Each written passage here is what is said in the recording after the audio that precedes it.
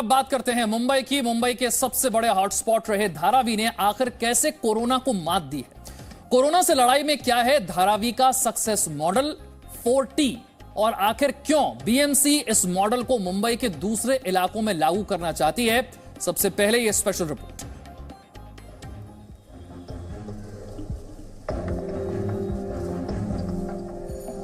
Asia की सबसे बड़ी झुग्गी बस्तियों में से एक धारावी में करीब 3 महीने पहले जब कोरोना ने दस्तक दी तो सबकी चिंता यही थी कि यहाँ कोरोना को कैसे काबू में किया जाएगा, क्योंकि इस घनी बस्ती में सोशल डिस्टेंसिंग और हाइजीन का पालन करवाना आसान नहीं था। आइए इसे आंकड़ों के जरिए समझते हैं। मुंबई के धारावी का क्षेत्रफल 2.5 वर्ग किलोमीटर है। करीब 55,000 छोटे घर हैं। अकेले धारावी में 8.5 लाख की आबादी है। 10 बाई 10 के कमरे में औसतन यहाँ 10 लोग रहते हैं। लेकिन इन तमाम चुनौतियों से लड़ते हुए धारावी ने कोरोना पर काबू पा लिया है।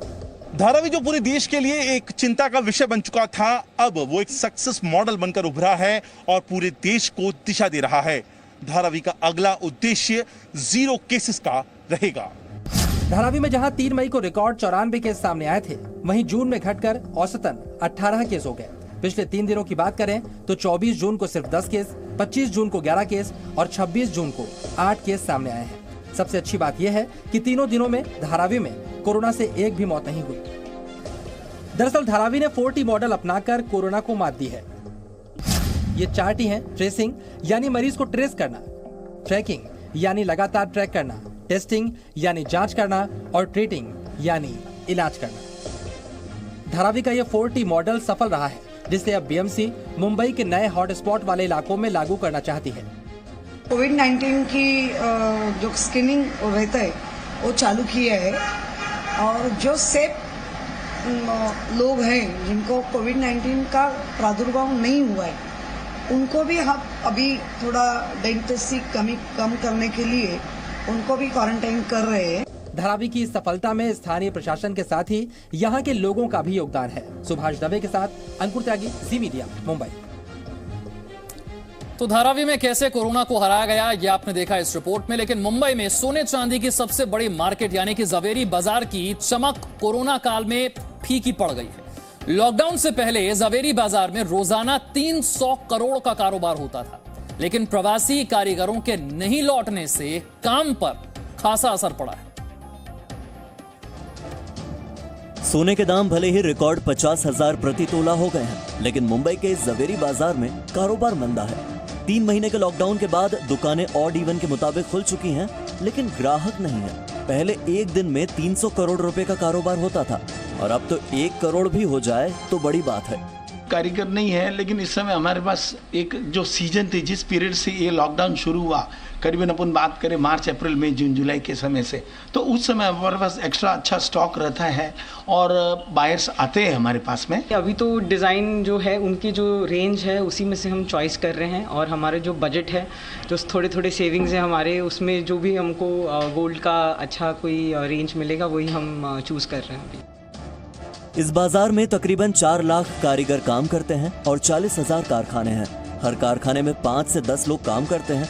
अब प्रवासी कारीगरों के जाने से केवल 25 से 30,000 कारीगर बच गए हैं। यहाँ तकरीबन 8,000 भट्टियां हैं जो फिलहाल ठंडी पड़ी हैं।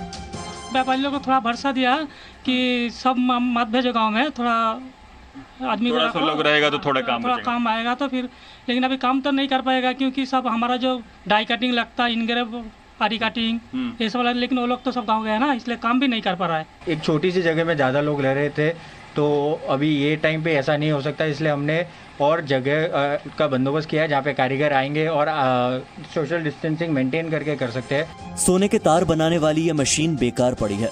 कभी 35 कारीगर इस कारखाने में काम करते थे, अब केवल 5 रह गए हैं। जावेरी बाजार के व्यापारियों के जरिए उन्हें बुलाने के लिए तरह तरह से प्रयास किए जा रहे हैं। उम्मीद है कि आने वाले दिनों में फिर से लौटेंगे और जावेरी बाजार की रौनक फिर से बढ़ेगी। कैमरामैन सनी पासवान के साथ राजीव रंजन सिंह, जी मीडिया, मुंबई। और पिछले 3 महीने से जिस खबर को सुनने के लिए मुंबई की गृहिणियां, महिलाएं, जिनके कान तरस गए थे, वो खबर उनके लिए आ गई है। अब घरों में आपकी मेड के आने को कोई नहीं रोक पाएगा। महाराष्ट्र सरकार ने उन हाउसिंग सोसाइटीज को कड़ी चेतावनी दी है जिन्होंने कोरोना के मद्देनजर मेड के आने पर पाबंदी लगा रखी थी।